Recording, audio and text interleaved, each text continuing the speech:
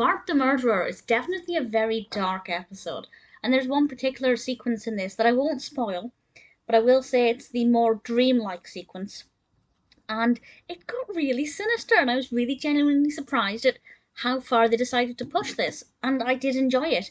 This was released in 1991 originally. It's the fourth episode of the third season, directed by Rich Moore, and Bart wakes up one morning really excited. Everything is going to be great. He steps on a toy dinosaur, and everything goes downhill from there, and he has an absolutely terrible day. But then one thing leads to another, and he ends up getting a job for some gangsters. And of course, this means that we get Fat Tony, who is a very interesting recurring character and kind of archetypal, but also kind of complex.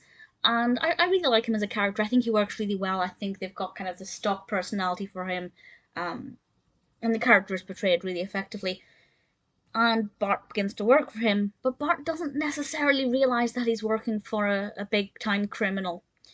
And it takes a very interesting development. And I won't say any more than that. I will just say that things do get very criminal and very dark.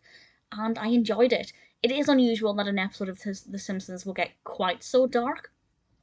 But when they do go dark, it's almost a refreshing change because it's a little bit more serious. But it's still funny and still, kind of lighthearted in tone. The Simpsons seems to really expertly balance lightheartedness and seriousness without overshadowing one or the other. And this is an exemplary episode of that. We also have guest star voicing Neil Patrick Harris, who I think he was referred to as Doogie Howser's Neil Patrick Harris. Was that the biggest thing he had done at that point? It may well have been. And obviously we get a lot of Miss Krabappel in this, who was a great character, and Principal Skinner as well. I liked it. I think it had a lot to it. It had a lot of substance. It's a little bit bizarre at times. There's a scene where Bart has a cigarette in his mouth, and obviously out of context, that's quite a questionable image. He is a 10-year-old boy, 8-year-old boy, 10. Lisa's 8, Bart's 10.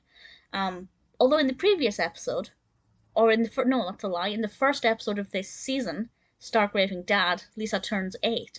So does that mean she was technically 6 and 7 for the previous 2 seasons? I don't think so. I realise that the episodes are kind of meant to be watched independently of one another. There's no age progression, really. But it is kind of interesting to think about why she was only having an 8th birthday then.